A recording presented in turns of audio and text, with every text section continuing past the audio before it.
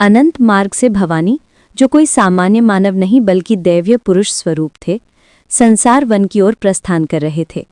उनके तेज से दिशाएं आलोकित थीं और मार्ग के वृक्ष झुककर प्रणाम कर रहे थे। मार्ग में पड़ता था कजरी वन, जहां उस समय एक अद्भुत और करुण प्रेम कथा घट रही थी। वहां रहती थी कलावती परी, अत्यंत रूपवती, चंद्रमा सी कोमल और अप्सराओं में सबसे मोहक। वो प्रतिदिन एक महान और धर्मनिष्ठ नाग महाबली किंग कोबरा से मिलने जाती थी। कलावती के मन में उसके लिए प्रेम उपजा, परंतु कोबरा भवानी के धर्म की रक्षा में संलग्न था। उसका मन केवल अपने कर्तव्य में था, किसी स्त्री में नहीं। जब कलावती ने देखा कि कोबरा उसके प्रेम को स्वीकार नहीं करता, तो उसने कहा, यदि तुमने मुझसे प्रेम नहीं स्वीकारा तो मैं इस पहाड़ी से कूदकर प्राण दे दूंगी। कोबरा ने गंभीर स्वर में कहा, यदि ये तेरे भाग्य में है तो जा, मैं नहीं रुकूंगा। पर जब वो सच में कूदने लगी, तब कोबरा को स्मरण हुआ, स्त्री की रक्षा भी धर्म है, चाहे उसके लिए प्राण देने पड़े। वो अपनी अदृश्य शक्ति से उड़ता हुआ पहुंचा और कलावती को बचा लिया। वो बोला, कलावती, तेरा प्रेम निर्मल है, मैं तुझसे विवाह करूंगा। दोनों का मिलन हुआ और कजरी वन में प्रेम की सुगंध फैल गई। परंतु ये बात जब यक्षों तक पहुंची तो वे क्रोधित हो उठे। उन्होंने कहा, हमारी दैविक कन्या किसी नाग से विवाह नहीं कर सकती। वे अपनी सेना लेकर कजरी वन पर टूट पड़े। महाबली कोबरा ने तुरंत संसार वन में संदेश भेजा, हे भवानी, धर्म संकट में है, रक्षा करें।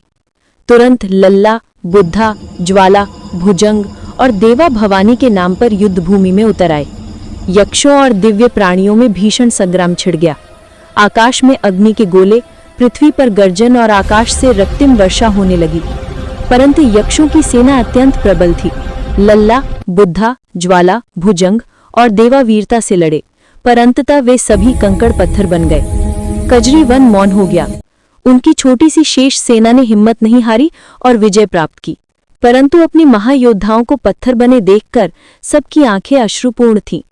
अब भविष्यवाणी है, जब भवानी स्वयं संसार वन से प्रकट होकर कजरी वन में प्रवेश करेंगे तो वे इन सभी वीरों को पुनः जीवित करेंगे और अधर्म पर अंतिम विजय प्राप्त होगी। पुरुष भवानी ने विश्वलोक का दर्शन किया और संसार जंगल पहुंचे।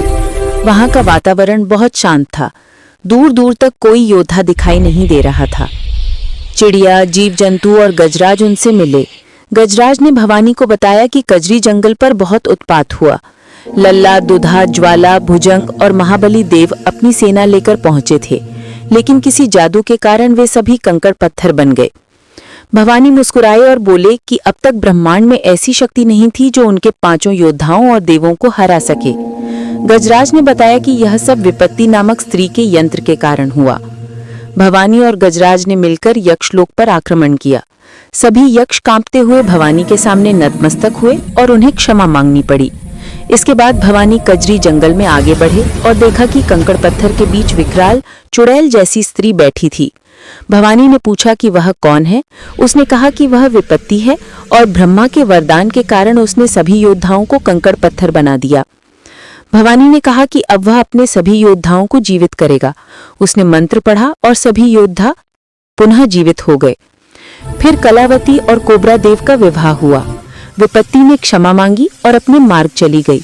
कलावती और कोबरा से शक्तिशाली पुत्र शंकर का जन्म हुआ। उसी समय शालिनी अप्सरा और देव के गर्भ से महाबली माफिया का जन्म हुआ। संसार में फिर धर्म और प्रेम की विजय हुई और कजरी जंगल में शांति लौट आई।